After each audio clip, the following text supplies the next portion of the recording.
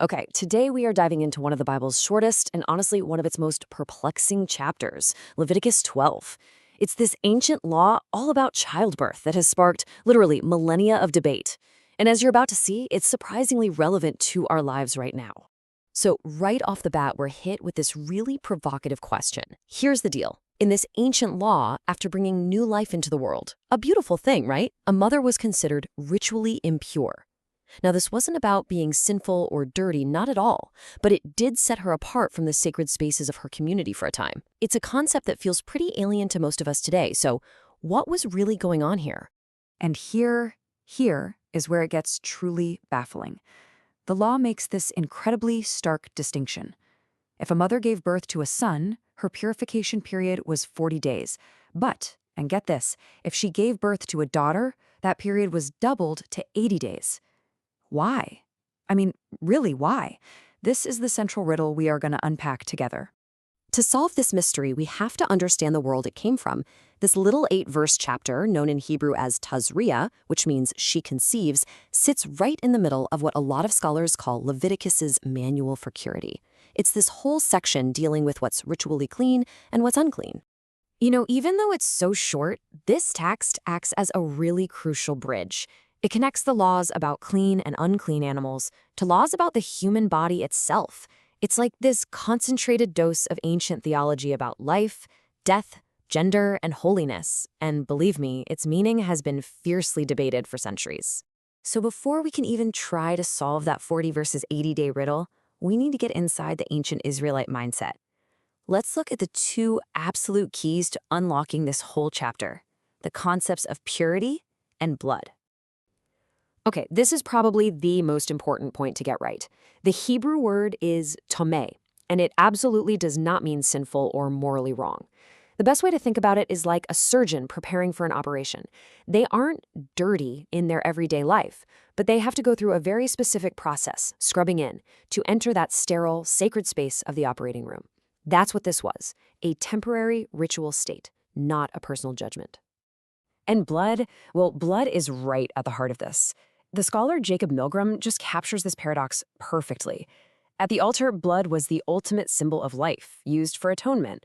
But anywhere else, a major loss of blood, like you'd see in childbirth, was a powerful symbol of life ebbing away. It was a brush with mortality, a touch of chaos that needed to be ritually managed. Building on that idea, the famous anthropologist Mary Douglas came along with this groundbreaking theory. She argued that these purity laws were all about maintaining a sense of cosmic order, about keeping things in their proper place. So when something crosses a boundary, like blood leaving the body, it creates this temporary chaotic state. The ritual, then, is the community's way of carefully managing that moment and restoring order. All right, so now we have the keys, right? Ritual purity isn't sin, and blood loss represents this slide toward chaos. Now we can finally tackle the main event, that mysterious doubling of the purification time for the birth of a daughter.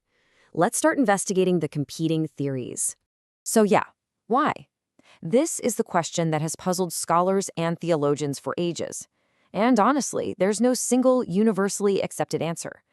But over the centuries, 4 major explanations have emerged. Let's lay them out like a detective's case file.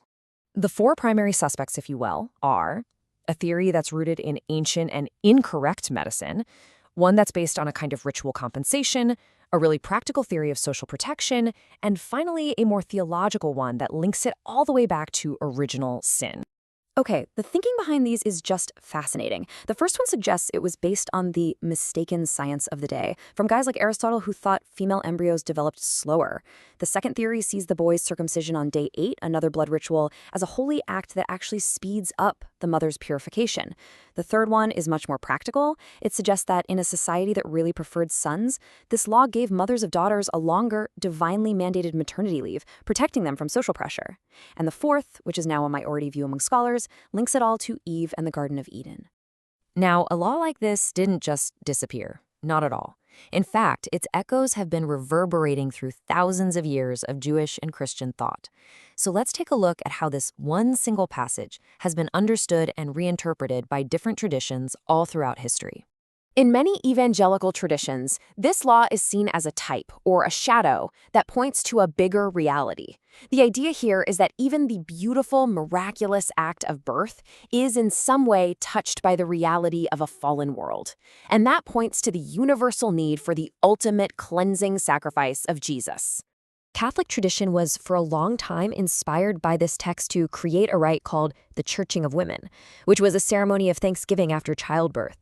Today, though, the focus has really shifted to social justice, especially highlighting that part of the law that provides for the poor. It's seen as a biblical foundation for the Church's principle of a preferential option for the poor. The Eastern Orthodox Church has a really fascinating take on this. They've held on to the 40-day period not as a time of impurity, but as a secret and protected time of recovery and bonding for both the mother and the child. This period is seen as a blessed transition, a step in the lifelong spiritual journey of theosis, which is this beautiful idea of growing into union with God. Now, modern liberal and queer theologies, they come at this text with a more critical eye, often seeing it as a product of an ancient patriarchal culture. But at the same time, they find real power in it by turning it around, using it to challenge any religious or social system that dares to label certain bodies, certain experiences, or certain identities as unclean or less valuable than others. And this just brilliantly illustrates the law's direct connection to the New Testament. The Gospel of Luke tells us that Mary and Joseph, after Jesus was born, followed this very law. And what did they offer? A pair of turtle doves. That was the sacrifice specifically designated for the poor. This detail is so intentional, it frames the Messiah as being born among the most economically marginalized people. So after all this history, all this theology, you might be sitting there wondering, why does any of this matter to us today? Well, it turns out, if we look past the ancient rituals, we can actually distill some incredibly powerful, timeless principles that speak directly to our modern world. In fact, our little investigation into this ancient law reveals 3 key takeaways that are unbelievably relevant for us, right here, right now. First, it sanctifies rest. In our world that's just obsessed with bouncing back immediately after childbirth, this ancient law elevates postpartum recovery to a sacred, non-negotiable period. Second, it demands access for all.